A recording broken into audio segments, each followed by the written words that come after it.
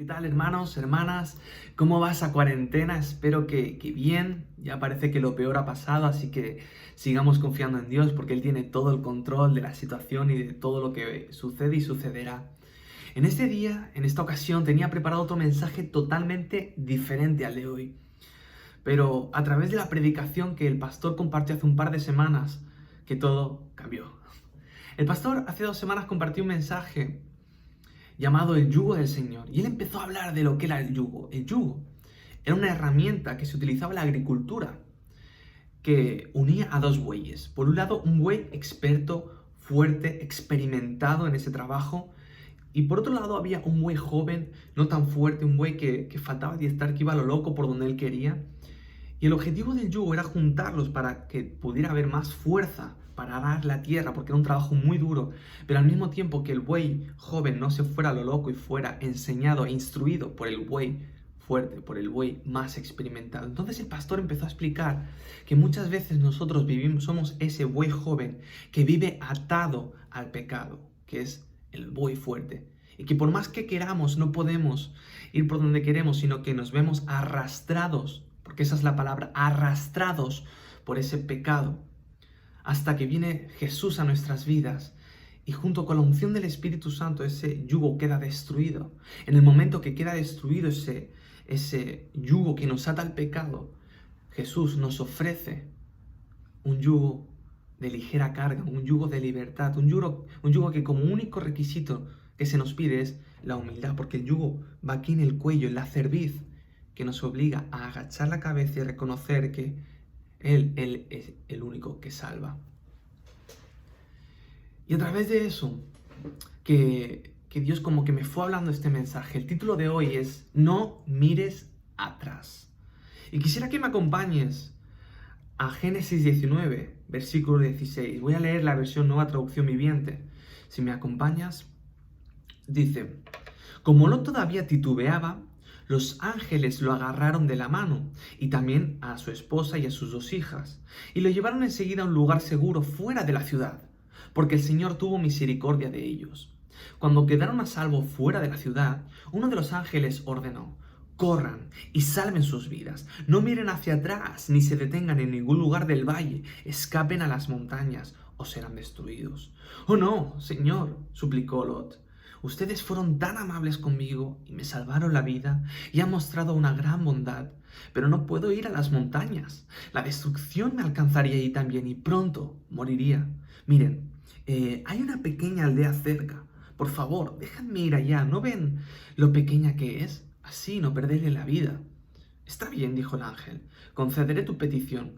No destruiré esa aldea, pero apresúrate. Escapa a la aldea porque no puedo hacer nada hasta que llegues allí. Esto explica por qué aquella aldea se conocía como Zoar, que significa lugar pequeño. Lot llegó a la aldea justo cuando el sol salía por el horizonte. Enseguida el Señor hizo llover de los cielos fuego y azufre ardiente sobre Sodoma y Gomorra. Las destruyó por completo junto con las demás ciudades y aldeas de la llanura.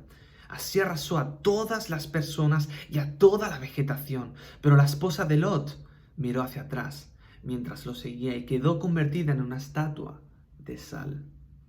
Abraham se levantó temprano esa mañana y salió deprisa al lugar donde había estado en la presencia del Señor. Miró al otro lado de la llanura, hacia Sodoma y Gomorra, y vio que subían columnas de humo desde las ciudades como si fuera el humo de un horno. Pero Dios había escuchado la petición de Abraham y salvó la vida de Lot, a quien sacó del desastre que se tragó a las ciudades de la llanura. Este es un mensaje, una historia que aun la gente que no es creyente conoce, que a pesar de que mucha gente la tiene por un mito, es conocida, es famosa. Y yo quisiera compartir un mensaje de 2 tiempos, pasado, presente, incluso me atrevería a añadir un tercer tiempo, futuro. En este pasaje vemos un escenario, Sodoma y Gomorra. Estas eran 2 ciudades que se encontraban en la llanura del río Jordán y donde habían 3 ciudades más. Por esa razón se le llamaba la Pentápolis. Era un lugar fructífero donde habían tierras fértiles, mucha vegetación, mucha agricultura, un lugar perfecto para tener animales, para poder desarrollarse como comerciante, para poder crecer económicamente. Era un lugar de mucho comercio. Pero al mismo tiempo era un lugar muy conocido por toda su pecaminosidad, por toda la maldad que ahí reinaba. De hecho, la palabra Sodoma desde el Génesis hasta el Apocalipsis es mencionada unas 46 veces para hacer referencia a toda la maldad y toda la corrupción que había allí. Ahora bien, vamos a hacer un flashback, vamos a ver cómo acabó Lot en ese lugar. Recordemos que Lot era sobrino de Abraham. Abraham era un hombre súper rico, tenía mucho ganado, muchas propiedades, muchos siervos, mucho fruto. Debido a su obediencia a Dios, Dios lo prosperó y lo llevó a niveles que él nunca imaginó. Pero gracias a esa prosperidad de Abraham, Lot también fue bendecido. Y llegó un momento en el que Abraham y Lot tenían tanto ganado, tanta tierra, que, claro, todo su ganado necesitaba comer. Esos animales necesitaban ser pastoreados, necesitaban alimentarse. Y era tanto ganado que los pastores de ambos, tanto de Lot como de Abraham, siempre estaban discutiendo sobre las tierras a las que llevaban a su ganado. Y llega un momento en el que Abraham llama a Lot y dice, bueno, a ver, esto no puede seguir así, siempre tenemos movidas con nuestros pastores, siempre se están peleando por los pozos, por las tierras, hagamos algo. Entonces llegaron a un acuerdo. Si me acompañas en Génesis 13, 11, 13, resume esta situación de la siguiente forma. Dice, entonces Lot escogió para sí toda la llanura del Jordán, y se fue Lot hacia el oriente, y se apartaron el uno del otro. Abraham acampó en la tierra de Canaán, en tanto que Lot habitó en las ciudades de la llanura, las ciudades de la Pentápolis, y fue poniendo sus tiendas hasta Sodoma. Mas los hombres de Sodoma eran malos y pecadores contra Jehová en gran manera. Cuando vamos a llegarnos a un acuerdo, fue Abraham el que le dijo, bueno, escoge tú, yo lo que tú digas lo acato, escoge tú dónde quieres ir, las tierras donde tú quieres empezar a prosperar, yo escogeré las mías, y así cada cual tiene su tierra y nadie molesta a nadie, así nos ahorramos las peleas. Y vemos que es Lot el que escoge ir hacia Sodoma. Es él el que decide el lugar donde acampar, el lugar donde vivir. Al mismo tiempo vemos que ya era conocida la fama que tenían esas ciudades. Lot no era ningún inconsciente, él sabía hacia dónde se dirigía. Y mi pregunta es, Lot, ¿qué pintas en Sodoma? Acabas de estar y de convivir con el amigo de Dios, con Abraham. Has presenciado su obediencia, has sido instruido por él, has visto el milagro que Dios ha obrado en su vida, has visto cómo le ha concedido a Isaac, has visto su fidelidad, cómo Dios lo ha prosperado, lo ha bendecido, lo ha protegido. Y aún así, tú decides ir hacia Sodoma. Algunos teólogos dicen que Lot fue a Sodoma para predicar el Evangelio. Pero yo diserto con esta hipótesis, ya que al final del capítulo 19 vemos que las hijas de Lot lo emborrachan pensando que ya todo había sido destruido. Lo emborrachan e incluso tienen relaciones con él pensando que tienen que empezar a procrear de nuevo porque toda la humanidad ha sido destruida.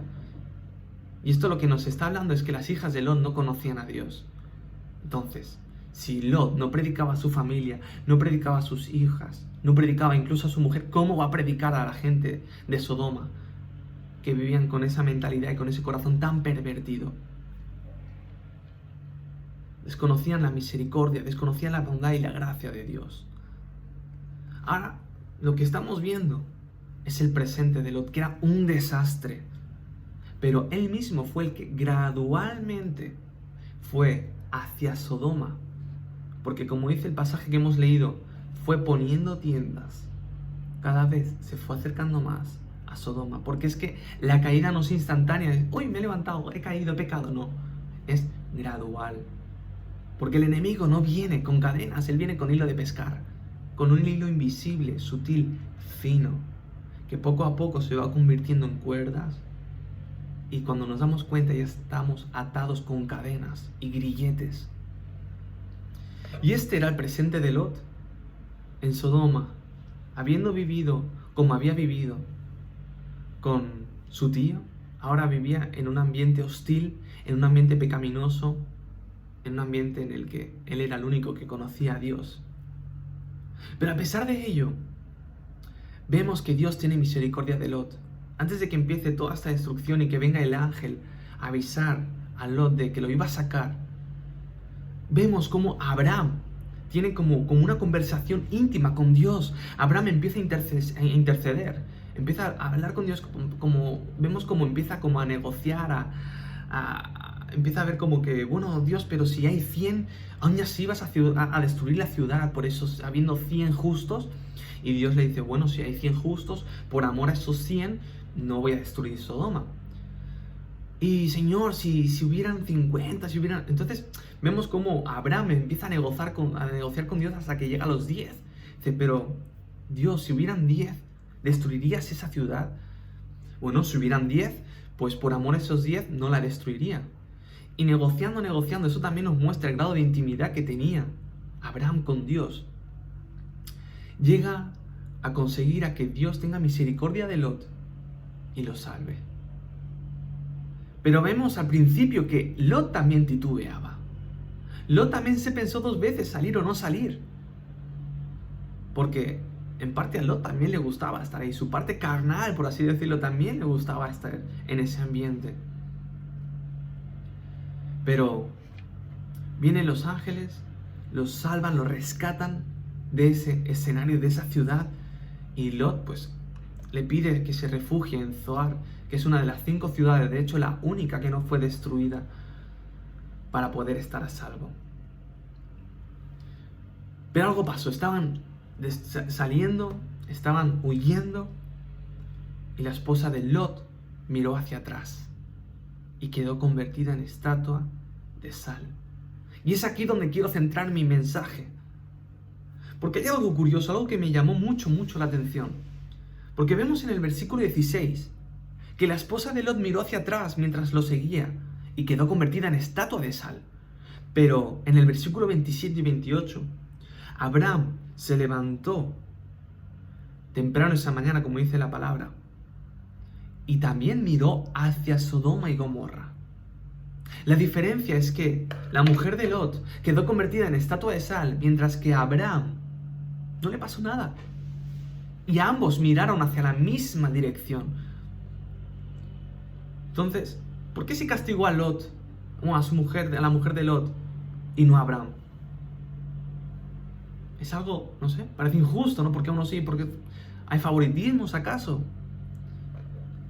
La razón es que el traductor de la versión española de la Biblia usa la misma palabra para 2 términos diferentes.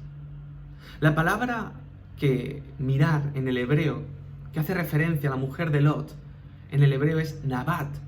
Y no solo significa mirar, sería más bien observar. Pero observar intencionalmente, examinar, analizar, mirar con placer, con atención, con gusto, con agrado. Mientras, incluso con lujuria podríamos decir, mientras que la palabra la palabra en hebreo que se utiliza para hacer referencia a mirar de Abraham es shakaf, que es simplemente asomarse. Y pone como ejemplo el diccionario interlineal, que es como el que mira por la ventana, que simplemente mira y observa lo que está en su campo de visión. Es una mirada superficial. Y eso es lo que cambia drásticamente la cosa. Que Lot, la mujer de Lot, miró atrás con deseo. Ella todavía anhelaba y deseaba la vida que vivía en Sodoma. Todavía estaba atada a ese yugo del pecado. Vivía por donde el yugo lo llevaba, por donde el buey experimentado la llevaba. Era esclava al pecado. Porque sí, había salido de Sodoma, había sido liberada de Sodoma, pero Sodoma todavía no había salido de su corazón. Mira, deja que te lo repita. Había salido de Sodoma, pero Sodoma no había salido de su corazón. Y es que los seres humanos tenemos una extraña tendencia a idealizar el pasado, por alguna razón que desconozco.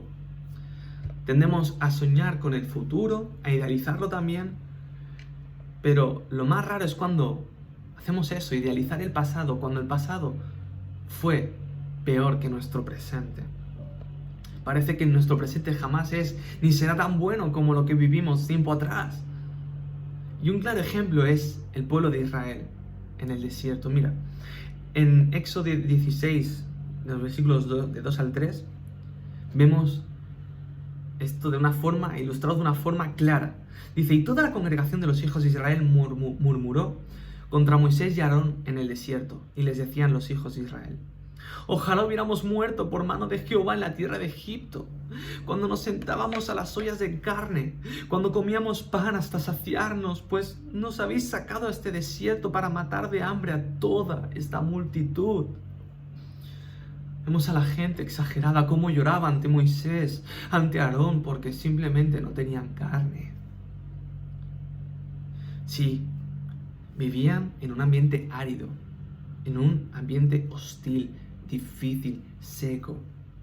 Pero también fue la generación que más milagros, más prodigios y más manifestaciones de Dios pudo presenciar. Porque a pesar de sus dificultades, la Biblia dice que de día había una nube que los guiaba y los protegía de los rayos del sol, que por la noche había una columna de fuego que también los guiaba y al mismo tiempo les daba ese calor que los protegía de las noches gélidas del desierto. Sus ropas no se gastaban, no sufrían sed porque hasta de una roca salía agua para saciarlos. Tenían el maná que Dios hacía caer del cielo todas las mañanas para que no pasaran hambre. Incluso cuando se cansaron del maná y se quejaron de nuevo a Dios, Dios les cambió el menú y les envió codornices. Vivían en libertad. Sí, en el desierto, pero vivían libres. Pero aún así, preferían la esclavitud. Preferían vivir en un ambiente pagano donde no tenían libertad de culto.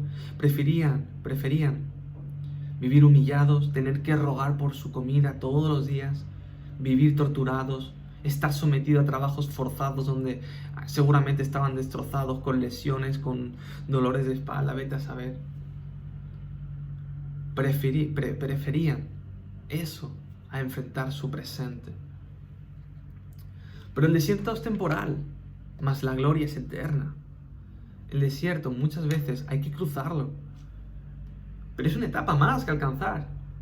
Es una etapa, nada más que eso, una etapa, un periodo. Pero hay que cerrar el pasado y pelear el presente para alcanzar un futuro.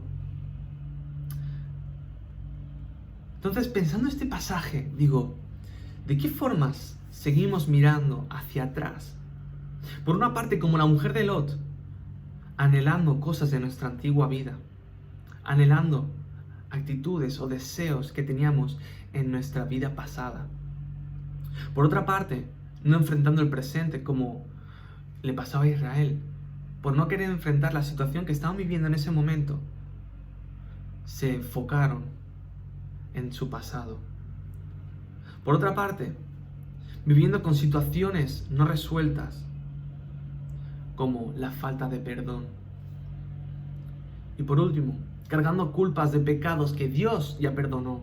Y aquí es como aparece el típico gurú, el libro de autoayuda que dice, no, es que para olvidar tu pasado tienes que perdonarte a ti mismo. Mira, el único que puede perdonar es Dios. Y lo que nos toca hacer en este caso es poner nuestra fe y nuestra confianza en lo que Dios ya hizo a través de Jesús. Poner nuestra fe en que Dios ya nos ha perdonado. Porque cuando acudimos a Él, todos nuestros pecados, todos ya han sido perdonados. No vas a impresionar a Dios con ningún pecado nuevo, ya lo ha visto todo. Y si Él pudo perdonar asesinos, ¿cómo no va a poder perdonar tus pecados? Pero, ¿por qué es necesario soltar el pasado? Porque, parece algo, pues lo suelto y ya está. Parece algo que no tiene importancia, pero ¿Es realmente importante? Mira, en Lucas 9:62, la Nueva Traducción Viviente nos dice: Jesús le dijo, el que pone la mano en el arado y luego mira atrás no es apto para el reino de Dios.